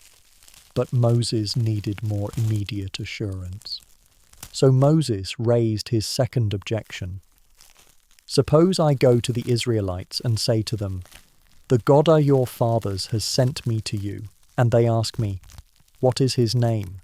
Then what shall I tell them? This was about credibility. How could he prove he was really sent by God? It was a practical concern. The Israelites had been slaves for generations. They were probably suspicious of anyone claiming divine authority. They would want proof, evidence that Moses was legitimate and not just another false prophet or deluded dreamer. God responded by revealing his sacred name. I am who I am. But even after this profound revelation, Moses continued to struggle with doubt. Knowing God's name was one thing, convincing others was something else entirely. Moses' third objection revealed deeper fears. What if they do not believe me or listen to me and say, "The Lord did not appear to you"? He was imagining the skepticism he would face, the questions that would be asked, the doubt that would greet his message. This fear was rooted in experience. 40 years earlier, when Moses had tried to help his people, they had rejected him. "Who made you ruler and judge over us?" they had asked. Why would this time be different? Why would they trust him now? God patiently addressed this concern with demonstrations of power. He told Moses to throw his staff on the ground, and it became a snake. When Moses picked it up by the tail, it became a staff again. God was giving Moses tangible proof of divine backing. Then God told Moses to put his hand inside his cloak. When he pulled it out, it was leprous, white as snow. When he put it back and removed it again, it was restored to normal. These weren't just tricks. They were signs that would authenticate Moses' mission. God promised a third sign, if needed. If they do not believe these two signs, or listen to you, take some water from the Nile and pour it on the dry ground. The water you take from the river will become blood on the ground. These miracles would prove that the God of the Hebrews was real and powerful. But Moses wasn't finished objecting. His fourth excuse revealed perhaps his deepest insecurity. "Pardon your servant, Lord. I have never been eloquent, neither in the past nor since you have spoken to your servant. I am slow of speech and tongue." This objection struck at the heart of leadership. How could Moses confront Pharaoh if he couldn't speak well? How could he inspire the Israelites if he wasn't eloquent? Ancient leaders were expected to be great orators, and Moses felt inadequate in this crucial area. Perhaps Moses was thinking of his Egyptian education. He had been trained in rhetoric and public speaking as a prince, but 40 years in the wilderness might have dulled those skills. Or maybe he had a speech impediment that made him self-conscious about speaking in public. God's response was both gentle and firm. Who gave human beings their mouths? Who makes them deaf or mute? Who gives them sight or makes them blind? Is it not I, the Lord? Now go. I will help you speak and will teach you what to say. This was a reminder of divine sovereignty. God creates human abilities, and he can overcome human limitations. The same God who made Moses' mouth could certainly enable it to speak effectively. Divine power could compensate for human weakness. But Moses was still reluctant. His final objection was perhaps the most honest. "Pardon your servant, Lord. Please send someone else." After all the divine promises and demonstrations of power, Moses was still saying no. He simply didn't want the job. This response reveals the depth of human resistance to God's call. Even when we know God is real, even when we've seen his power, even when he's promised to help us, we still prefer our comfortable status quo to the uncertainty of divine mission. God's anger burned at this point. The text tells us that the Lord's anger burned against Moses. Divine patience has limits, and Moses had tested those limits with his repeated objections. God had offered everything Moses needed, but Moses was still refusing. However, God didn't give up on Moses. Instead, he provided a compromise. "What about your brother, Aaron the Levite? I know he can speak well. He is already on his way to meet you, and he will be glad to see you." God's solution addressed Moses' concern about eloquence. Aaron would be the spokesman, the one who addressed Pharaoh and the Israelites. Moses would tell Aaron what to say, and Aaron would speak the words. It was divine accommodation to human weakness. But God made it clear that Moses was still the leader. "You shall speak to him and put words in his mouth. I will help both of you speak and will teach you what to do. He will speak to the people for you, and it will be as if he were your mouth and as if you were God to him." This arrangement revealed God's patience and flexibility. He didn't abandon Moses because of his reluctance. Instead, he worked within Moses' limitations to accomplish his purposes. God's call may be non-negotiable, but his methods can be adapted to human weaknesses. Moses' objections, while frustrating to God, were deeply human. Fear of inadequacy, concern about credibility, worry about failure. These are universal experiences. God's patience with Moses encourages all of us who struggle with doubt and insecurity. But God's persistence also teaches us something important. Divine calling doesn't depend on human confidence. God's purposes will be accomplished despite our fears, through our weaknesses, in partnership with our limitations. Finally, Moses ran out of objections. He had expressed every fear, raised every concern, tried every excuse. God had answered each one with patience, power, and provision. There was nothing left to say except yes. The conversation at the burning bush was ending. Moses would accept the commission, not because he felt ready, but because God had proven himself faithful. The reluctant shepherd was about to become the great deliverer, not because of his qualifications, but because of God's determination to set his people free. When Moses expressed his fear that the Israelites wouldn't believe him, God responded with something Moses could see and touch. "What is that in your hand?" It was a simple question about an ordinary object.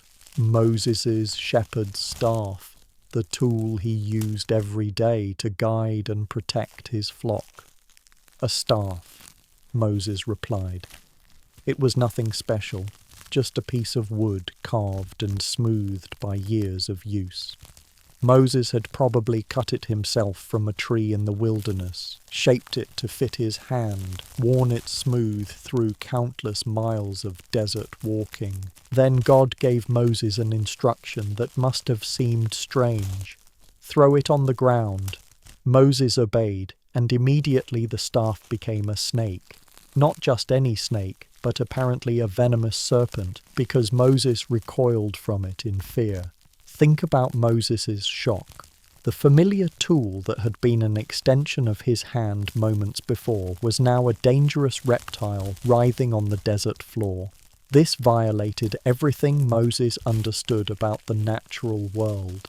Staffs don't become snakes. Wood doesn't transform into living flesh. But God wasn't finished. "Reach out your hand and take it by the tail." This command required enormous courage. Anyone who knows snakes understands that you never grab them by the tail. That's the most dangerous way to handle a serpent. You're asking to be bitten. Moses must have hesitated. Everything in his shepherd's training told him this was foolish and dangerous. But he had just witnessed an impossible transformation, and the voice commanding him was the voice of the Creator. Slowly, carefully, Moses reached out and grasped the snake by its tail. Instantly, it became a staff again. The moment Moses' fingers closed around what should have been a writhing serpent, he found himself holding his familiar shepherd's staff. The snake was gone. The wood was back. His daily tool had been restored. This wasn't just a magic trick. God was demonstrating that he had power over the natural world, that he could transform the ordinary into the extraordinary and back again. The staff that Moses used to lead sheep would become the instrument through which God would lead nations. But God had more to show Moses. "Now put your hand inside your cloak." Moses obeyed, slipping his hand inside his outer garment. It was a simple, natural movement, something any person might do dozens of times in a day. "Now take it out," God commanded. When Moses withdrew his hand, he must have gasped in horror. His healthy flesh had become leprous, white as snow, diseased, corrupted. In ancient times, leprosy was a death sentence, a condition that made people outcasts from society.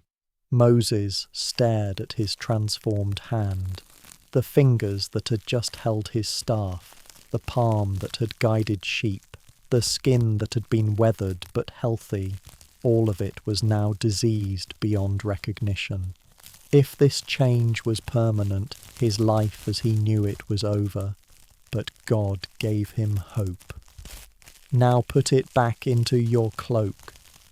Moses quickly obeyed, desperate to reverse whatever had happened.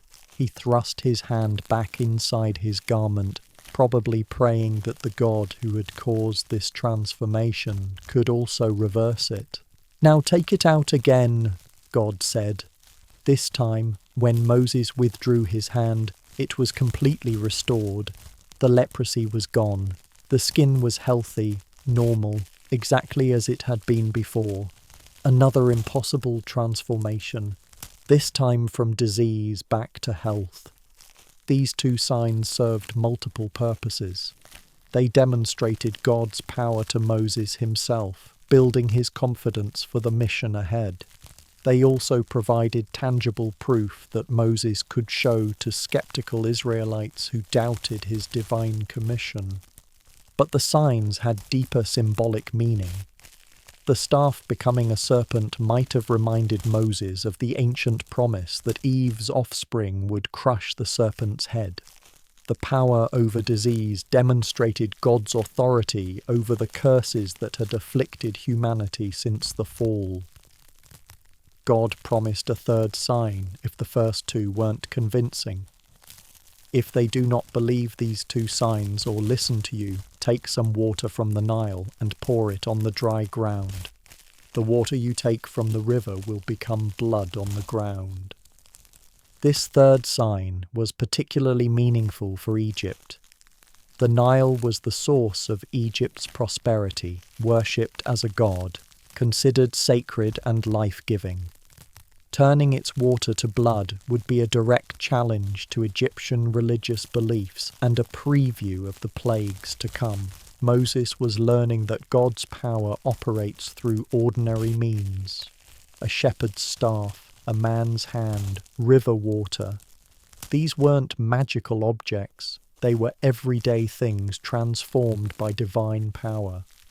God often uses what we already have rather than giving us something entirely new. The signs also taught Moses about the nature of faith. He had to act in obedience before seeing the results. He had to throw down his staff before it became a snake. He had to reach out and grab the snake before it became a staff again. Faith requires action based on God's word, not on visible evidence. But even with these demonstrations of power, Moses continued to resist. "Pardon your servant, Lord. I have never been eloquent, neither in the past nor since you have spoken to your servant. I am slow of speech and tongue." The signs convinced him of God's power, but not of his own adequacy. God's response revealed divine patience and accommodation. Who gave human beings their mouths? Who makes them deaf or mute? Who gives them sight or makes them blind? Is it not I, the Lord? Now go, I will help you speak and will teach you what to say. When Moses still refused, "Please send someone else." God's anger burned, but he didn't abandon the mission. Instead, he provided Aaron as Moses' spokesman. "What about your brother Aaron the Levite? I know he can speak well."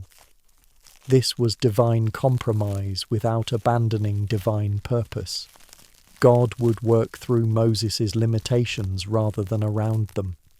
Aaron would be the mouth, but Moses would still be the leader. God's plans would be accomplished, even if not exactly as originally proposed. The provision of Aaron revealed God's understanding of human frailty. He knew Moses' fears were real, his concerns legitimate. Rather than forcing Moses to overcome his speech difficulties immediately, God provided a partner who could complement Moses' weaknesses. But God made clear that Moses remained central to the mission. "You shall speak to him and put words in his mouth. I will help both of you speak and will teach you what to do. He will speak to the people for you, and it will be as if he were your mouth, and as if you were God to him." Finally, Moses' objections were exhausted. He had raised every concern, explored every excuse, tested divine patience to its limits. God had responded with demonstrations of power, promises of presence, and provisions for every weakness. There was nothing left but obedience. The signs and wonders had accomplished their purpose, not just convincing Moses of God's power, but preparing him for the ministry ahead. The staff that became a snake would plague Pharaoh's court. The hand that became leprous would demonstrate God's authority over disease. The water that would become blood would challenge Egypt's gods. Moses was learning that God equips those he calls, not necessarily by removing their limitations, but by providing power that transcends human weakness. The signs were just the beginning. God's power would be displayed throughout the confrontation with Egypt. The reluctant shepherd was becoming convinced, not that he was adequate for the task, but that God was adequate for anything. The signs and wonders had shifted the focus from human ability to divine power, from Moses' weaknesses to God's strength. Moses left the burning bush a changed man. The conversation with God had transformed him from a reluctant shepherd into a commissioned deliverer. He had work to do, a people to free, a confrontation with Pharaoh that would shake the foundations of the ancient world. First, Moses had to return to Jethro and explain his departure. After 40 years as part of the family, he couldn't simply disappear into the desert. He needed his father-in-law's blessing and permission to take Zipporah and their children on this dangerous journey back to Egypt. "Let me return to my own people in Egypt to see if any of them are still alive," Moses told Jethro. It was a diplomatic way of explaining his departure without revealing the full truth about his divine commission. Some conversations are too sacred, too personal to share even with family. Jethro's response was gracious. "Go, and I wish you well." Perhaps the old priest sensed something significant was happening, or maybe he simply trusted Moses' judgment after 4 decades of faithful service. Either way, he released Moses with his blessing. But God had more to tell Moses. "Go back to Egypt, for all those who wanted to kill you are dead." This was reassurance that Moses needed to hear. The Pharaoh who had sentenced him to death was gone, along with other officials who might have remembered his crime. Egypt would still be dangerous, but not because of his past. God also gave Moses a preview of what was coming. "When you return to Egypt, see that you perform before Pharaoh all the wonders I have given you the power to do, but I will harden his heart so that he will not let the people go." The mission would succeed ultimately, but not easily. Moses gathered his family for the journey: Zipporah, their sons Gershom and Eleazar, whatever possessions they could carry. It must have been difficult for Zipporah to leave her homeland, her family, everything familiar, to follow her husband into an uncertain future. The journey back to Egypt was different from Moses' flight 40 years earlier. Then he had been a desperate fugitive running for his life. Now he was a man on a mission, travelling deliberately toward his destiny. But the roads were the same: dusty, dangerous, filled with uncertainty. As they travelled, Moses probably explained more to Zipporah about what they were facing. The God of his fathers had appeared to him, commissioned him to demand Israel's freedom, promised to demonstrate divine power through signs and wonders. It was an incredible story, but one that would require tremendous faith.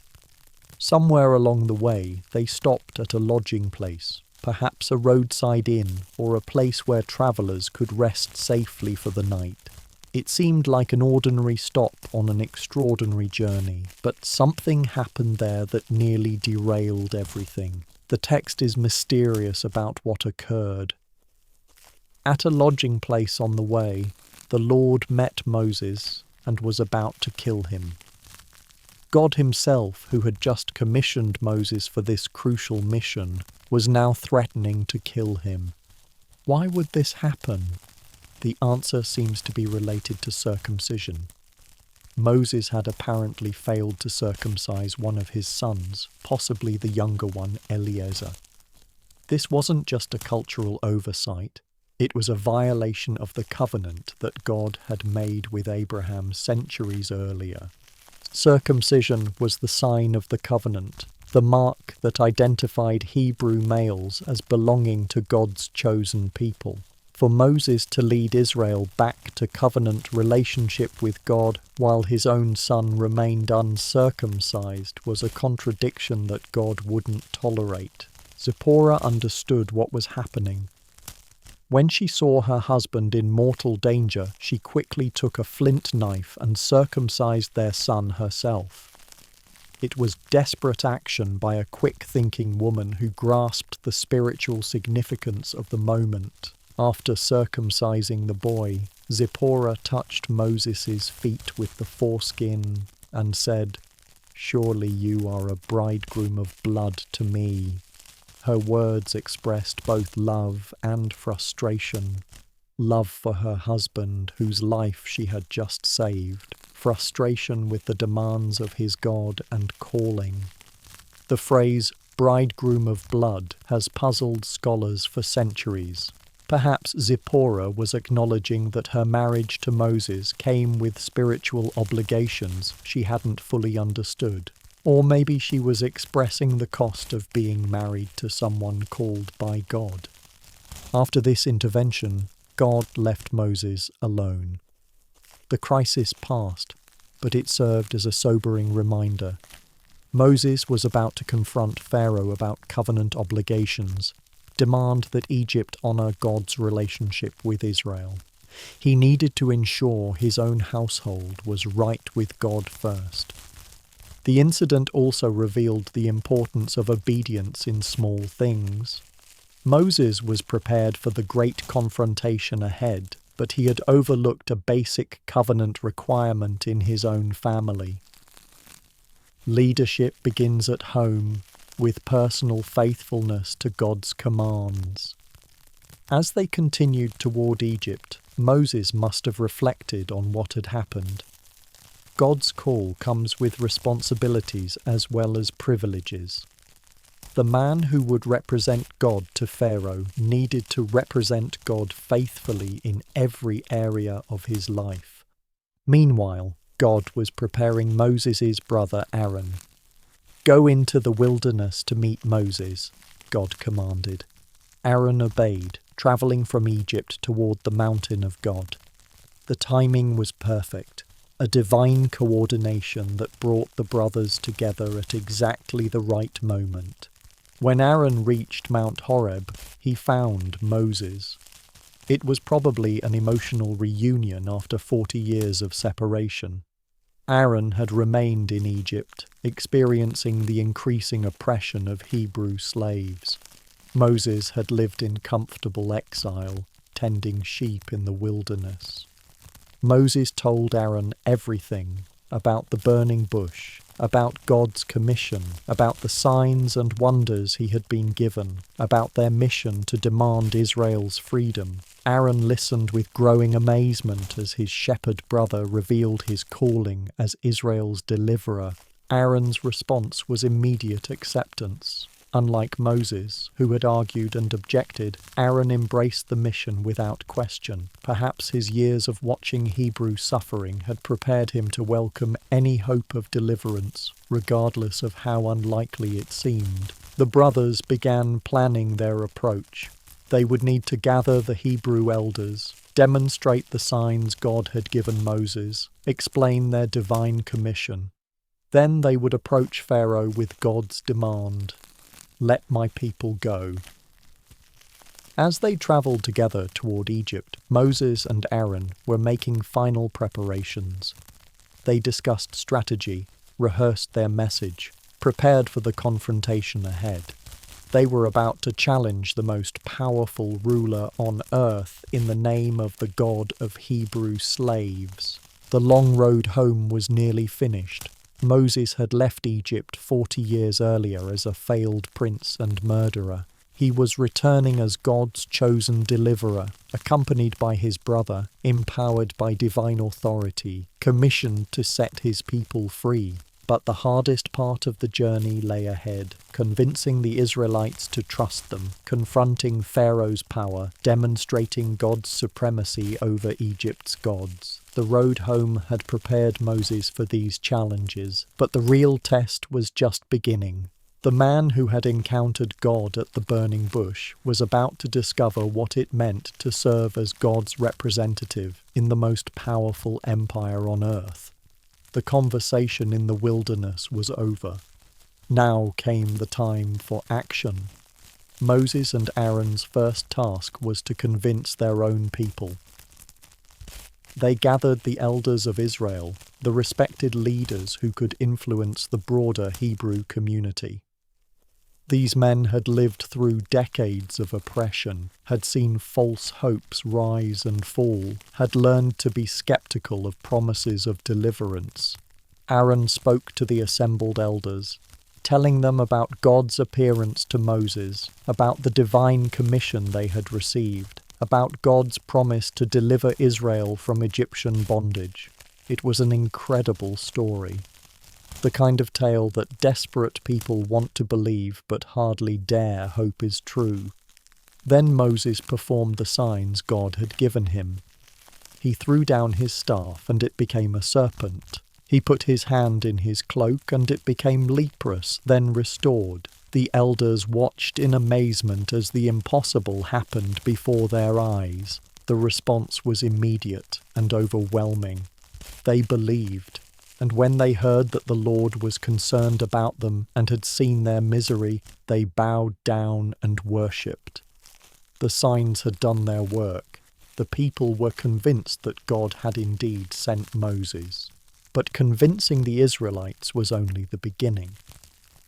Now came the real challenge, confronting Pharaoh. Moses and Aaron requested an audience with the most powerful ruler on earth, the man who considered himself a god among mortals. When they were finally granted access to Pharaoh's presence, Moses and Aaron stood in the very palace where Moses had once lived as a prince. The throne room, the courtiers, the symbols of Egyptian power. All of it was familiar to Moses from his youth, but now he saw it from a very different perspective. Their message was simple and direct. This is what the Lord, the God of Israel, says. Let my people go, so that they may hold a festival to me in the wilderness. They weren't asking for permanent freedom. Not yet. They were requesting a 3-day journey to worship their God. Pharaoh's response revealed his worldview. Who is the Lord that I should obey him and let Israel go? I do not know the Lord, and I will not let Israel go. To Pharaoh, this was about divine authority. He recognized no God above himself, certainly not the God of Hebrew slaves. Think about the irony of this moment. Moses, who had once dined at Pharaoh's table as an honored prince, was now standing before the throne as a representative of slaves. The man who had fled Egypt as a fugitive had returned as an ambassador of the Almighty. Pharaoh's dismissal was scornful. He wasn't just rejecting Moses' request, he was rejecting the very existence of the God who had sent them. I do not know the Lord wasn't a statement of ignorance. It was a declaration of independence from divine authority. Moses and Aaron pressed their case. The God of the Hebrews has met with us. Now let us take a 3-day journey into the wilderness to offer sacrifices to the Lord our God, or he may strike us with plagues or with the sword. They were trying to give Pharaoh a face-saving way to grant their request. But Pharaoh saw their appeal as a threat to his authority and Egypt's economy. Moses and Aaron, why are you taking the people away from their labor? Get back to your work. He viewed their request as an attempt to incite rebellion, to disrupt the productivity of his slave workforce. Pharaoh's response was swift and harsh. Instead of granting their request, he increased the Israelites' oppression. That same day, Pharaoh gave this order to the slave drivers and overseers in charge of the people. You are no longer to supply the people with straw for making bricks. Let them go and gather their own straw. This was calculated cruelty. Straw was essential for making bricks. It prevented cracking and provided structural integrity. Without it, the bricks would be inferior and would fall apart. But Pharaoh was requiring the same quota of bricks while making the work much more difficult. But require them to make the same number of bricks as before, Pharaoh continued. Don't reduce the quota. They are lazy. That is why they are crying out, "Let us go and sacrifice to our God." Make the work harder for the people so that they keep working and pay no attention to lies. The slave drivers implemented Pharaoh's orders immediately. You will not be given any more straw. Go and get it yourselves wherever you can find it, but your work will not be reduced at all. The Hebrew workers were forced to scatter across the countryside, searching for straw while still meeting impossible quotas. The result was disaster for the Israelites. They couldn't find enough straw, couldn't meet their quotas, and were beaten by Egyptian overseers. The situation that had been barely tolerable became completely unbearable. Moses' intervention had made things worse, not better. The Hebrew foreman came to Moses with angry accusations. "May the Lord look on you and judge you. You have made us obnoxious to Pharaoh and his officials and have put a sword in their hand to kill us." Their hope had turned to despair, their gratitude to anger. Moses was devastated.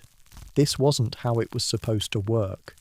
God had promised deliverance, had given him signs and wonders, had assured him of success.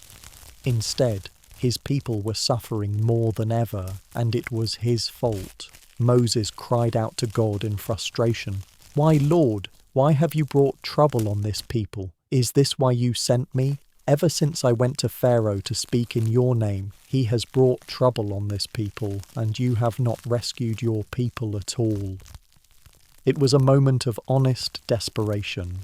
Moses had obeyed God's call, done exactly what he was told to do, and everything had gone wrong.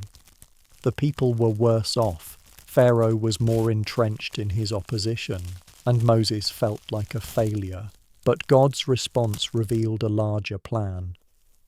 "Now you will see what I will do to Pharaoh. Because of my mighty hand, he will let them go. Because of my mighty hand, he will drive them out of his country."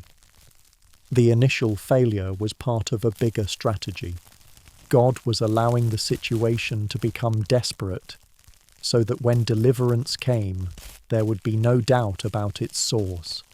The liberation of Israel would be so dramatic, so obviously supernatural, that everyone would know it was God's work, not human achievement. Moses was learning that God's timeline isn't human timeline. What looks like failure in the short term may be preparation for success in the long term. Sometimes things have to get worse before they can get better. The confrontation with Pharaoh had revealed the true nature of the conflict. This wasn't just about labor disputes or religious freedom. This was about divine authority, about whether the God of Israel or the gods of Egypt would prove supreme. Pharaoh's refusal to acknowledge God had set the stage for the greatest demonstration of divine power in human history. The plagues were coming, each one designed to challenge a different aspect of Egyptian religion and culture. Moses had spoken the words that would echo through history, "Let my people go." Pharaoh had given his answer, "I do not know the Lord." Now God would introduce himself to Egypt in a way they would never forget. The Burning Bush Commission was being fulfilled, not easily, not immediately, but exactly as God had planned. Moses was discovering that obedience to God's call doesn't guarantee smooth sailing, but it does guarantee ultimate victory. As we come to the end of Moses' journey from the burning bush to his first confrontation with Pharaoh, it's worth pausing to reflect on what this story reveals about the character of God. In that wilderness encounter, we see a deity who defies our expectations and challenges our assumptions about how the divine operates in human affairs. First and foremost, this is the story of a God who remembers. For 400 years, the descendants of Abraham, Isaac, and Jacob had suffered in Egyptian bondage. To human eyes, it might have seemed that God had forgotten his promises, abandoned his people, left them to their fate, but the burning bush revealed the truth. I have indeed seen the misery of my people in Egypt. I have heard them crying out because of their slave drivers, and I am concerned about their suffering. God had been watching, listening, caring all along. His apparent silence wasn't indifference, it was preparation. This is a God who works on his own timeline. Moses was 80 years old when God called him from the burning bush. By human standards, that's too late to start a new career, especially one as demanding as liberating a nation. But God's preparation of Moses had taken exactly the right amount of time. The 40 years in Pharaoh's palace gave Moses the education and cultural understanding he would need. The 40 years in the wilderness gave him the humility and practical skills that leadership would require. At 80, Moses was finally ready for the task God had always intended for him. This story also reveals a God who chooses the unlikely. Moses wasn't the obvious candidate for deliverer. He was a murderer, a fugitive, a shepherd living in exile. He had no army, no political connections, no apparent qualifications for challenging the most powerful empire on earth. But that may have been exactly why God chose him. Someone with obvious qualifications might have relied on human strength rather than divine power. Someone with a perfect past might have taken credit for the victories ahead. Moses' weaknesses forced him to depend on God. The burning bush demonstrates a God who accommodates human limitations. When Moses objected that he couldn't speak well, God didn't force him to become eloquent overnight. Instead, he provided Aaron as a partner and spokesman. God's plans are flexible enough to work through our weaknesses. This is also a God who reveals himself gradually. The burning bush caught Moses' attention, but it was just the beginning of revelation.